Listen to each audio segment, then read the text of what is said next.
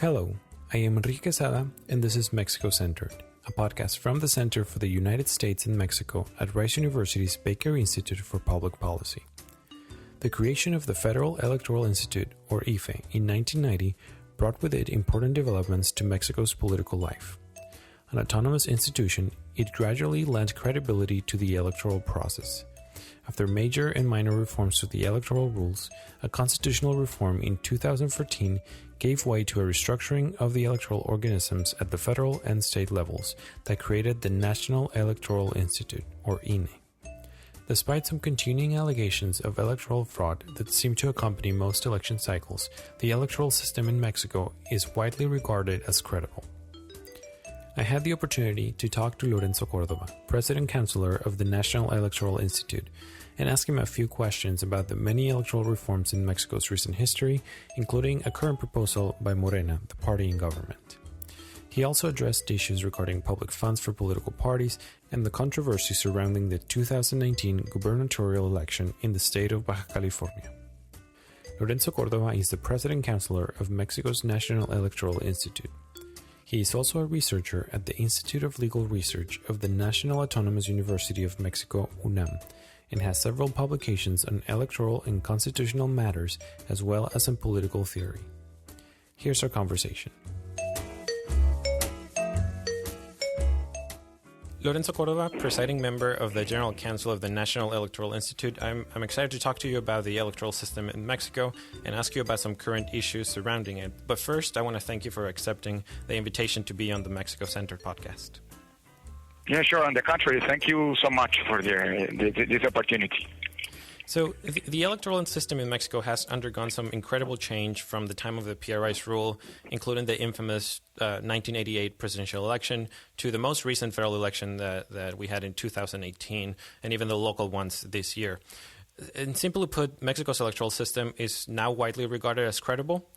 And in fact, although many areas of Mexico's political life have experienced slow or virtually no change, the electoral system has been reformed at least 8 times since 1977, and not counting reforms at the local level. Some changes are quite significant, like the creation of an autonomous institution to organize and oversee elections, which is the one that you currently preside over. And other changes are more mechanical, perhaps, like raising the voting threshold for parties that they need to meet in order to keep their status as a political party. And we could list many changes here. I would be surprised if there's 2 elections that have occurred under the same exact rules. But my question is a simple one. Why do we tend to see new reforms proposed to the system and implemented after each presidential election? And what are the consequences of this? Is this good for the system? Is this bad for the system? Well, I think it's something normal. I mean, electoral rules, at least in a country like Mexico, that conducted its own democratic transition throughout the electoral issues, the electoral rules. It's very normal in a country like ours that time to time the political parties build agreements to review and to renew the electoral rules. As a matter of fact, in the period in which we do not have this reform review effort, such as in the period between 1996 and 2007, more than 10 years, we started to have some problems. The 2006 presidential election put on the table, put the spotlight on many problems that could be resolved if we had an electoral reform process.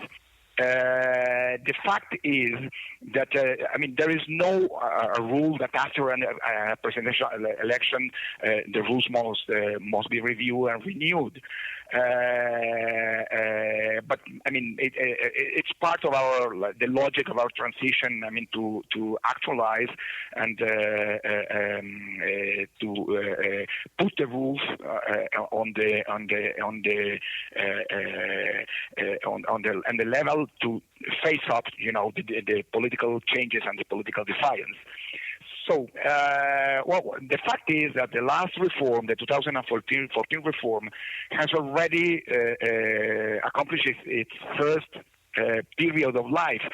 Right now, after elections to renew the governorship in Baja California a couple of months ago, all the electoral posts, elected posts in the country at the municipal, local, and federal level has been renewed through elections with the rules of the last electoral reform.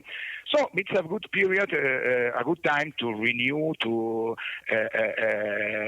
make a stop in the way, a stop in the road, so to make a balance and maybe to review what rules work well, what things we have to reinforce, or what things we have to change. But for the first time, I would like to underline, Enrique, for the first time in the last 42 years, I mean, since 1977 reform, the one who starts the period of transition to democracy, this is the first time in which the electoral reform is proposed by the political party in the government. Usually, the last 8-9 largest reforms has been the result of the demand from opposition parties, not from the political party on the government. So that's a point we have to underline as a novelty of this attempt to review the electoral system. The second issue is that probably for the first time we had a couple of elections, 2018 elections, 2019 elections, which had no great complaints after we ran it. I mean, we are in the opposite of what happened in 2006 when after presidential election we have a large and very difficult period to reassess our political agreements because of the electoral complaints. Right now we do not have that. So it's another thing to take on count, because I think for the first time an electoral reform is not necessary to run elections in the future, to run future elections without political problems. I mean, obviously there is a reform, and this reform strengthened all the procedures, all the rules that give us certainty and equity on the political competition. It would be a welcome reform. But, I mean, for the first time, there is the necessity of an electoral reform. I like to say that if the political consensus do not reach the numbers to get a reform, and we have to face the 2021 midterm elections, which will be, by the way, the largest election ever, not just because the number of potential electors, but also because of the local elections. We'll have elections in the whole country. The whole 32 states will renew some posts through elections in 2021. Aside, the renewal of the Chamber of Deputies, if we face that election with the rules we have right now, there will be no problem. I mean, the rules works enough. They could always be better. But I mean, there would not be problem if we do not face a reform. But that's part, I mean, of the logic in which our transition has not a foundational moment. Our transition is a sort kind of a geological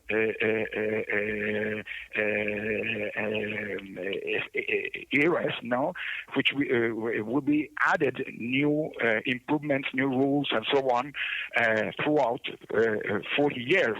And that's why I think, in the logic of many political actors, the necessity of an electoral reform is always present. No? So you mentioned that Morena is now the one that's proposing, they being the ruling party, they're proposing some changes to the electoral system.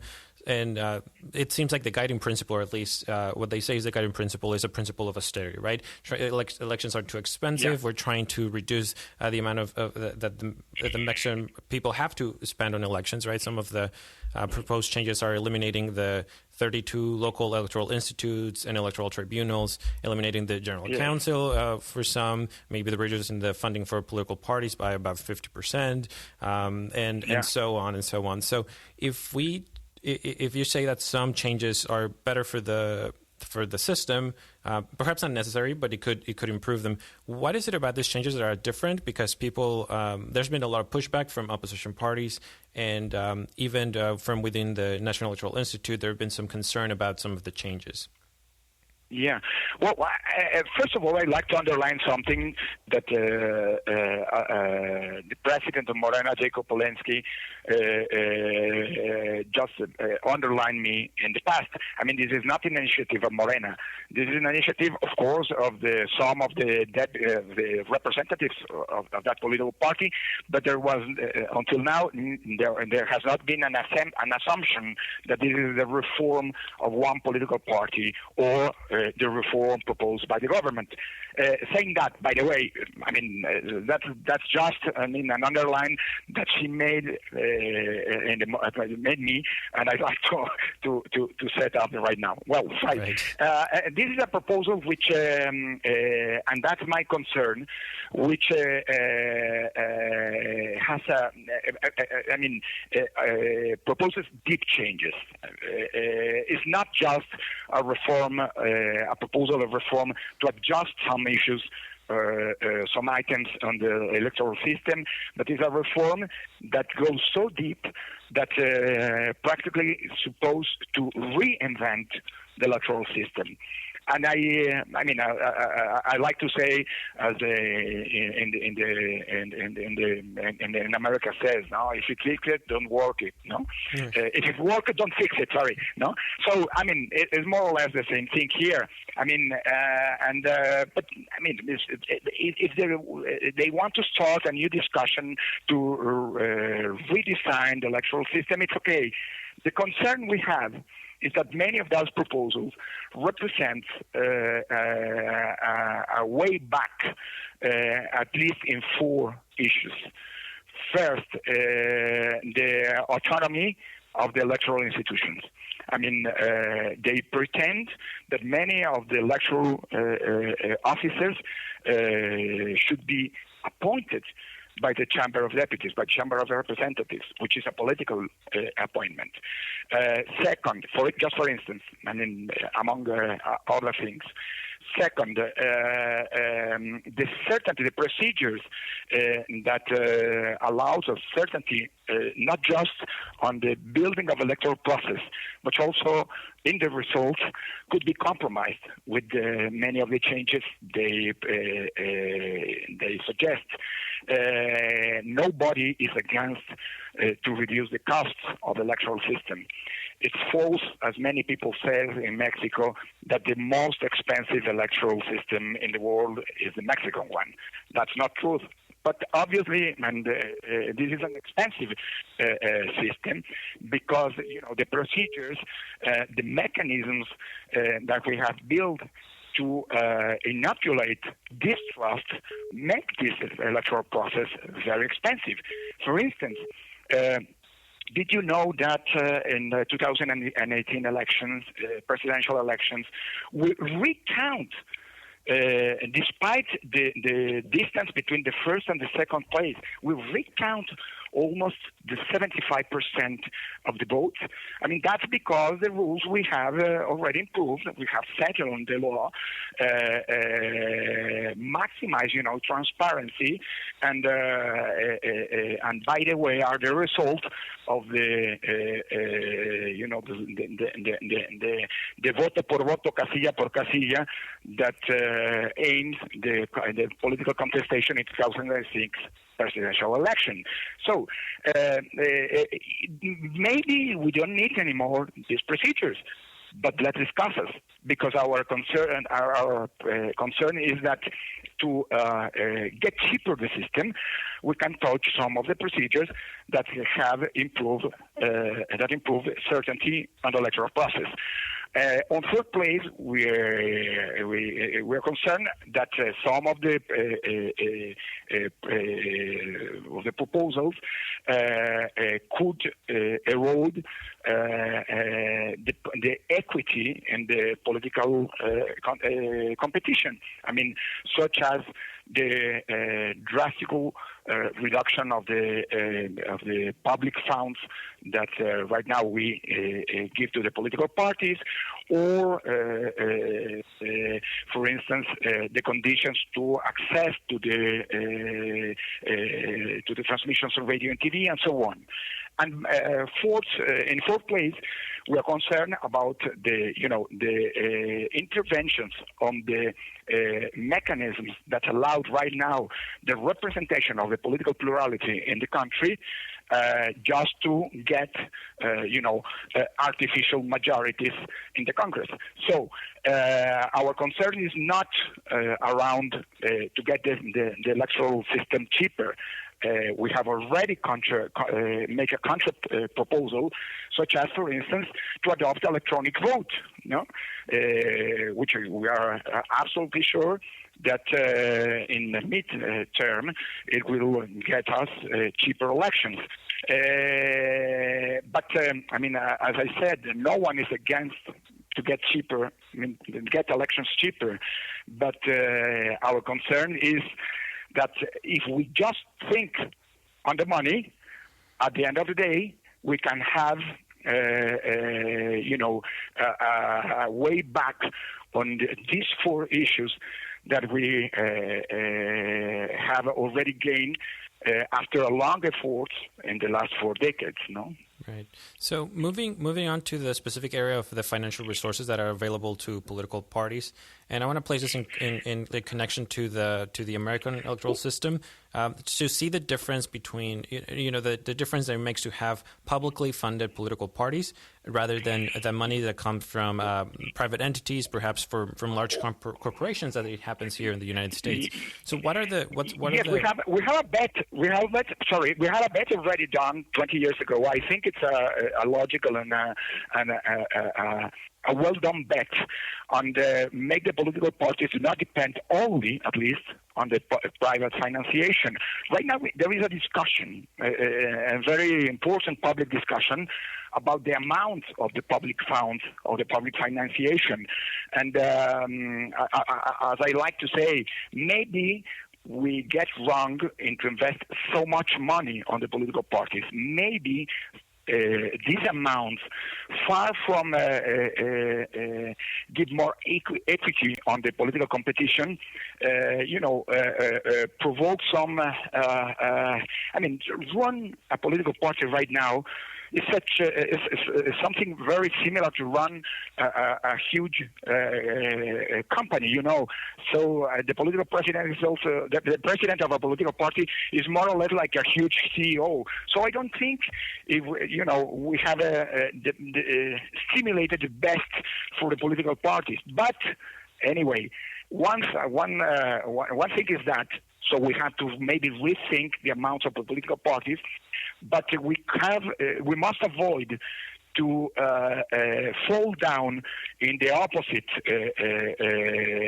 situation, which is, let me say like this, to close the key of the political financiation so much, so we push the political parties to search money where we do not want they to search it, Mm-hmm.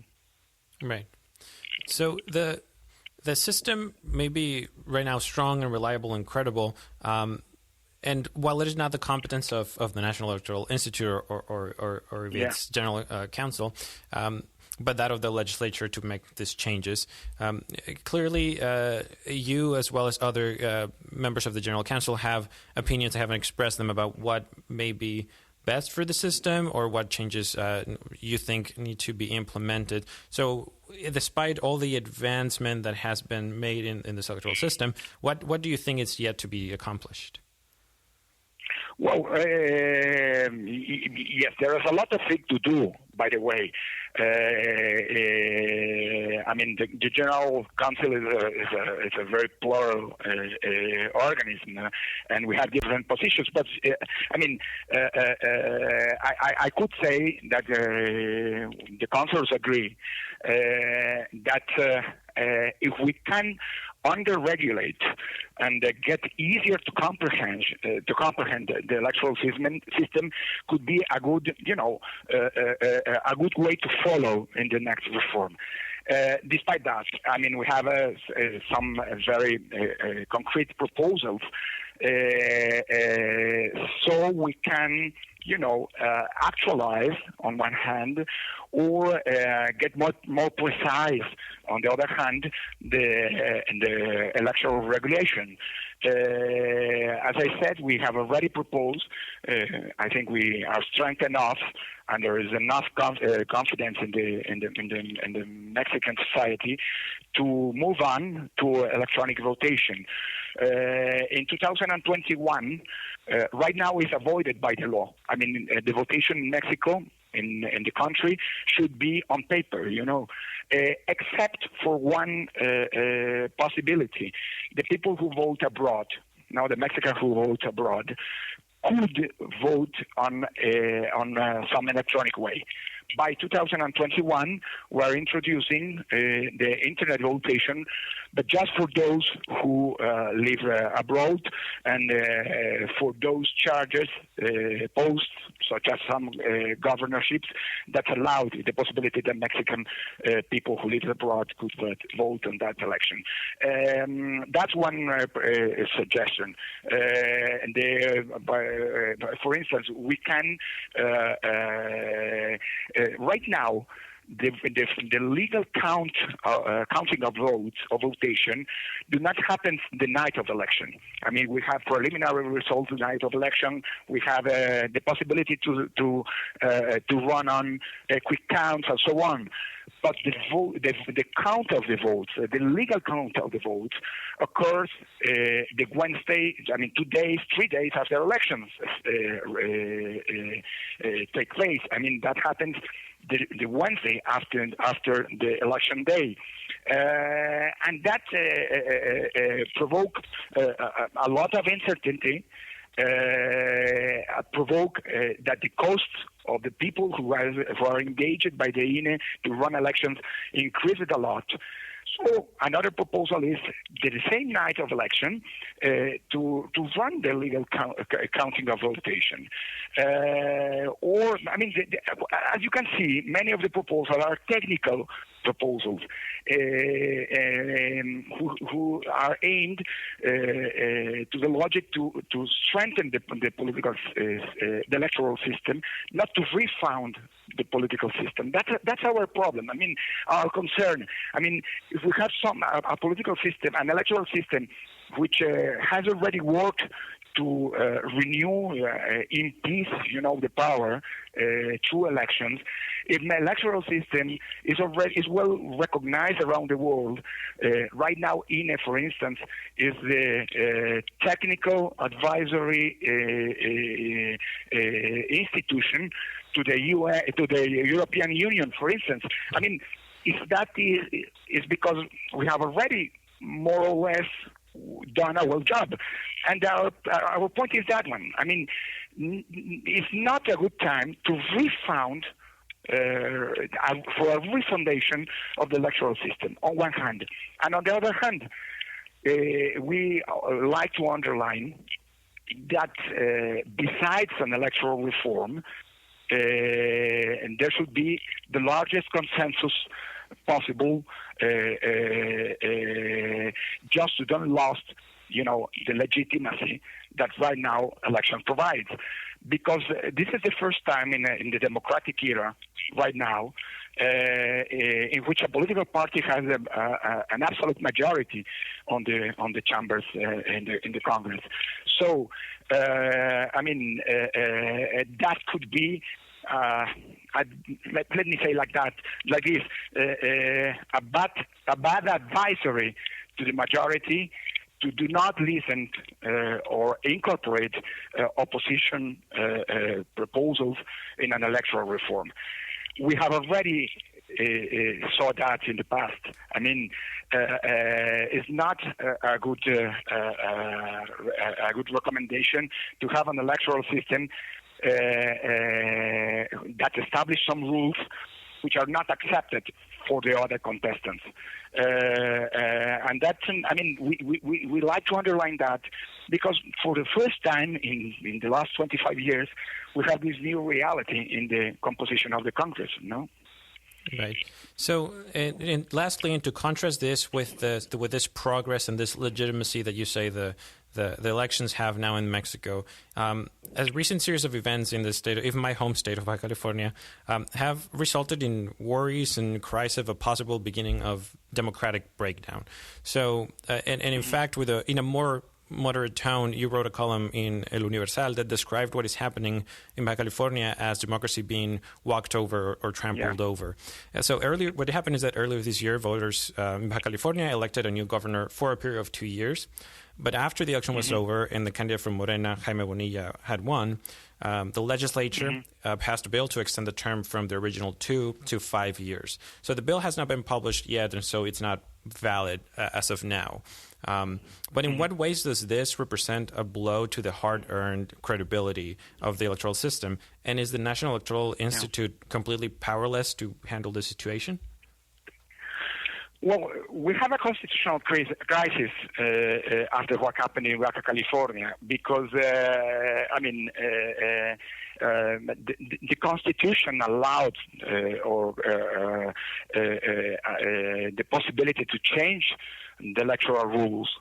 But there are rules to change the rules established by the same Constitution. And first of all, the rules could be changed, but those changes could take place before the electoral game starts. It's something logical, but that logic do not happen in Baja California. They changed the rules after the game was over. In Baja California, they settled on a constitutional reform in 2014 that so the period of the governorship could be parished to federal elections. The governor who will be elected in this year, 2019, would be elected for 2 years. Those were the rules. They could change it. But before the electoral process started, the same Constitution, the Article 105 of the Constitution established that no electoral change could happen after 90 days before the electoral process legally starts. As I told you, in 2014, every people in Baja California already knew that in 2019 they will elect a governor for 2 years. The electoral process were complicated to elect a governor for 2 years. The candidates have obtained their registration as candidates to run for a governorship for 2 years. The people went out on election day and voted for a governor for 2 years. And after the game was over, they changed the rules. I call that a constitutional crisis. And that should be solved right now by the Supreme Court. And everybody in this country who has the power to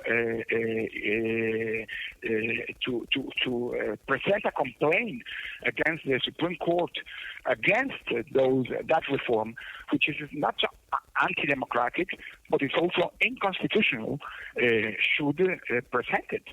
At the end of the day, as it happens very often right now, should be the Supreme Court, the one who will solve this problem. But I think we already, many of the members of the Council of INE have already publicly set this consideration. I already done it. I already wrote an article in Universal and so on. And right now it's on the hands of the Supreme Court. Unfortunately, INE has nothing to do, has no legal powers to present a complaint against the Supreme Court. That's on the hands of the political parties, that's on the hand of the presidency, of the President of the Republic, that's on the hands of the governor of Baja California, that's on the hand of the general prosecutor, and so on. Unfortunately, we have nothing to do right now. Unless, that's not a matter of INE, but you must remember that when Jaime Bonilla received the registration as a candidate to run to the governorship for 2 years, present a complaint besides the Electoral Tribunal, the Electoral Court. And the Electoral Court, before the election stand on, already rejected that complaint and validate that the election should be for 2 years. What Bonilla already argued was that an election of 2 years, a 2 years charge, violates its own political rights. And the Supreme Electoral Court, the Tribunal Electoral del Poder Judicial de la Federación, already validates, the legality and the constitutionality of a 2 years election. So maybe someone could already, despite the constitutional controversies throughout the Supreme Court, someone could appeal that there is a violation of that resolution of the Electoral Court. But unfortunately, it's not on the hands of INE. It's right now a matter of constitutionality, and we have no power to legally solve something on that. And despite that, we have already settled publicly our position on that constitutional violation. No? Right. So it seems like it is far from over, and we'll see how this evolves. So the system has definitely come along. Because we must wait a resolution of the Supreme Court inevitably. Right. So the system in Mexico has come a long way, and I'm definitely looking forward to whatever changes happen, especially with that electronic voting from abroad. Yeah, I think we will maintain the postal vote, no? But the idea is that in 2021, have a first exercise of e-voting from abroad. So in 2024, in the next presidential elections, we have already the experience of one e-votation, and could use it in the next presidential election. Right.